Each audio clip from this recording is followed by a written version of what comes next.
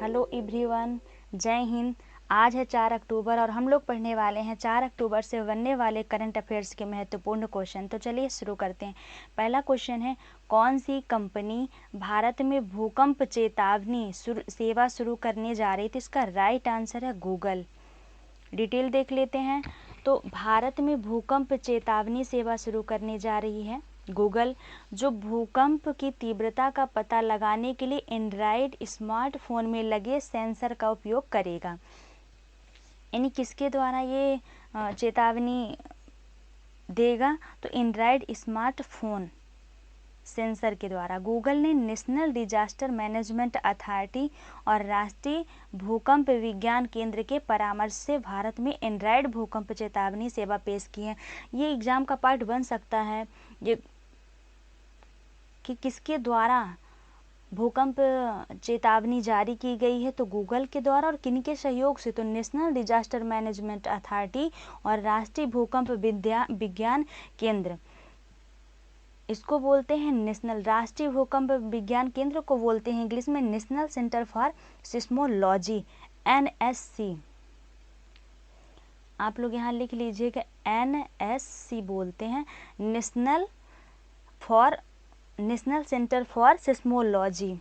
NSC के परामर्श से भारत में ये सेवा पेश की गई है। यदि कहें तो गूगल की स्थापना हुई थी 1998 में। इसका मुख्यालय है कैलिफोर्निया, USA में। और इसके CEO हैं सुंदर पिचई। ये भारतीय मूल के हैं। सुंदर पिचई भारतीय मूल के हैं। यदि बात करें यूट्यूब के CEO कौन हैं, तो यूट्यूब के CEO हैं नील मोहन, ये भी भारतीय मूल के हैं। और कौन कौन से लोग हैं जो कि भारतीय मूल के हैं, आप लोग बताएंगे? जैसे ब्रिटेन के राष्ट्रपति ऋषि सुनक, ये भी भारतीय मूल के हैं। और अमेरिका की उपराष्ट्रपति कमला हैरिस, आप अपने से नोट कर लीजिएगा, अमेरिका की उपराष्ट्रपति जो हैं कमला हैरिस, ये भी भारतीय मूल की हैं।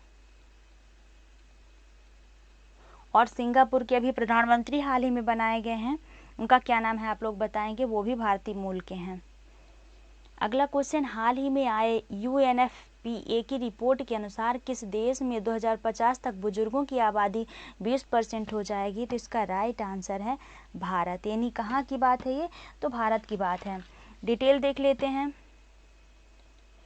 तो 2046 तक भारत में बुजुर्गों की आबादी बच्चों से, यानी जो 0 से 15 वर्ष के बच्चे हैं, उनसे अधिक हो जाएगी। UNFPA का पूरा नाम होता है यूनाइटेड नेशन पॉपुलेशन फाउंड। यदि इसके मुख्यालय की बात करें तो इसका मुख्यालय है न्यूयॉर्क में। इसकी स्थापना हुई थी 1969 में। इसके कार्यकारी निदेशक हैं नतालिया कनेश और इसका मूल संगठन है संयुक्त राष्ट्र, यानी ये संयुक्त राष्ट्र का एक भाग है UNFPA, United nation population fund. अगला क्वेश्चन है, 14वें ग्लोबल स्किल समिट कहाँ आयोजित की गई है? तो इसका राइट आंसर है दिल्ली। ग्लोबल स्किल समिट कहाँ आयोजित किया गया है? तो दिल्ली में आयोजित किया गया है।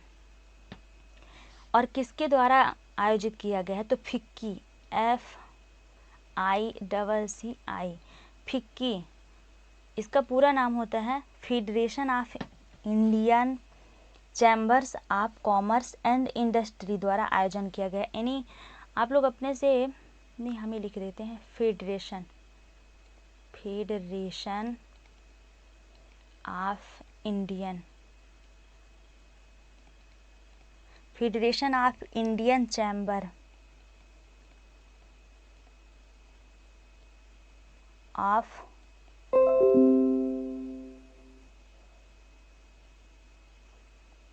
कॉमर्स एंड इंडस्ट्री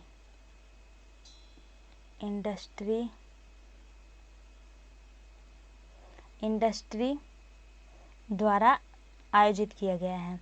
इसके थीम की बात करें तो इसकी थीम है building skill, empowering youth, building the future.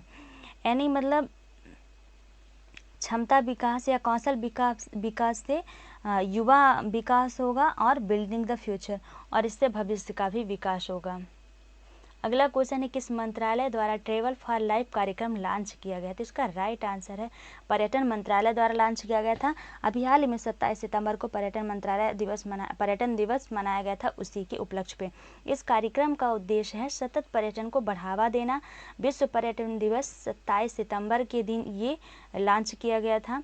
इसकी थीम है टूरिज्म एंड ग्रीन इन्वेस्टमेंट। यदि हम बात करें कि किसके द्वारा किसके सहयोग से ये कार्यक्रम लॉन्च किया गया है, तो पर्यटन मंत्रालय और United Nation World Tourism Organization तथा यूनेप का पूरा नाम होता है United Nation environment, United Nation environment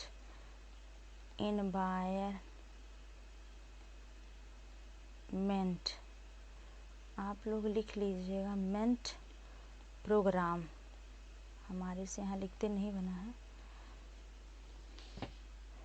तो यूनाइटेड नेशन एनवायरनमेंट प्रोग्राम के द्वारा प्रोग्राम भी शामिल है इसमें। अगला क्वेश्चन है कौन सा राज्य दूसरे राष्ट्रीय ताइक्वांडो चैंपियनशिप की मेजबानी करेगा?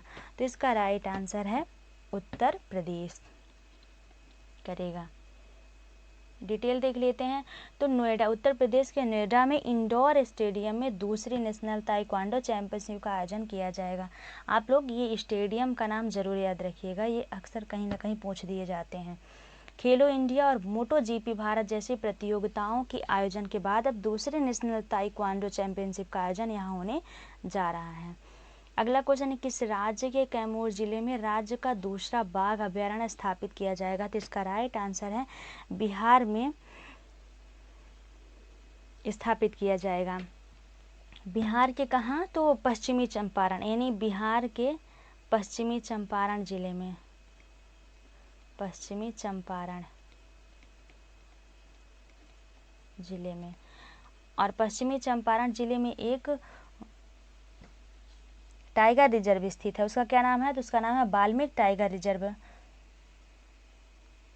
तो वहीं जो मौजूदा वाल्मीकि टाइगर रिजर्व है उसी के पूरक में वहां स्थापित किया जाएगा।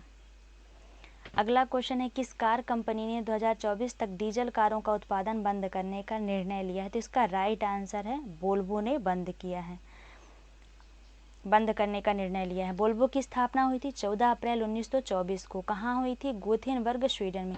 यानी वोल्वो जो है तो स्वीडन की कंपनी है। किसकी है? स्वीडन की कंपनी है। इसके सीईओ हैं मार्टिन लुंडस्टेड और इसका मुख्यालय जो है तो गोथेनबर्ग, स्वीडन में ही इसका मुख्यालय है। अगला क्वेश्चन है टाइम्स हायर एजुकेशन द्वारा जारी वर्ल्ड यूनिवर्सिटी रैंकिंग 2024 में कौन शीर्ष पर है? तो इसका राइट आंसर है ऑक्सफोर्ड यूनिवर्सिटी शीर्ष पर है, यानी प्रथम स्थान पे है। ऑक्सफोर्ड यूनिवर्सिटी कहाँ स्थित है? तो लंदन में स्थित है। ये कहाँ स्थित है? तो लंदन में स्थित है। यदि बात करें हार्वर्ड यूनिवर्सिटी तो ये दूसरे स्थान पर है। इसका स्थान क्या है? दूसरा। ये पहले स्थान पे है और ये दूसरे स्थान पे है। और ये कहाँ स्थित है? तो यूनाइटेड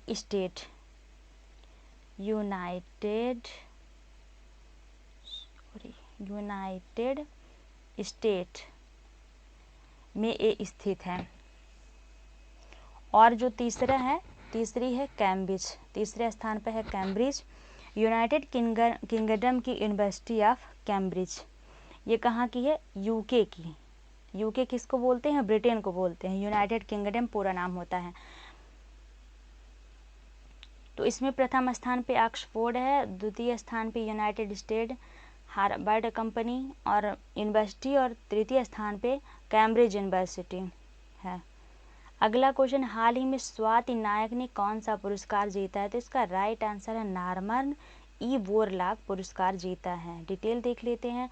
तो ये जो नॉर्मन ई बोरलॉग इन्होंने जीता है, ये किस क्षेत्र में कार्य करने के लिए जीता है? तो कृषि और खाद्य उत्पादन के क्षेत्र में उनके असाधारण योगदान की एक महत्वपूर्ण मान्यता में ओडिया वैज्ञानिक स्वाति नायक को 2023 के लिए प्रतिष्ठित बोरलॉग फील्ड अवार्ड प्राप्त हुआ है। जो नॉर्मन ई बोरलॉग पुरस्कार होता है, तो ये कृषि वैज्ञानिक और नोबेल पुरस्कार विजेता नॉर्मन बोरलॉग के नाम पर रखा गया है, यह पुरस्कार है। यानी जो नॉर्मन ई बोरलॉग पुरस्कार है, इसका नामकरण किसके द्वारा हुआ है, तो प्रसिद्ध कृषि वैज्ञानिक और नोबेल पुरस्कार विजेता नॉर्मन ई बोरलॉग के नाम पर रखा गया है। यह पुरस्कार जो है तो 40 वर्ष से कम आयु के व्यक्तियों को प्रतिवर्ष प्रस्तुत किया जाता है, जिनका काम जो है तो वैश्विक खाद्य उत्पादन को काफ़ी आगे बढ़ाता है और भूख और कुपोषण को कम करने में मदद करता है। इस सम्मान के हिस्से के रूप में 10,000 डॉलर और एक पुरस्कार डिप्लोमा दिया जाता है। अगला क्वेश्चन है, प्रेस ट्रस्ट ऑफ इंडिया के नए चेयरमैन कौन बने हैं, तो इसका राइट आंसर है KN शांता कुमार बने हैं। यदि बात करें प्रेस ट्रस्ट ऑफ इंडिया, तो इसको संक्षिप्त में बोलते हैं PTI। इसकी स्थापना हुई थी 1947 में और इसका मुख्यालय नई दिल्ली में है। So thanks for watching my videos. आशा है कि वीडियो आपके लिए काफ़ी हेल्पफुल होगी और आप वीडियो को पूरा ज़रूर देखेंगे। Thank you.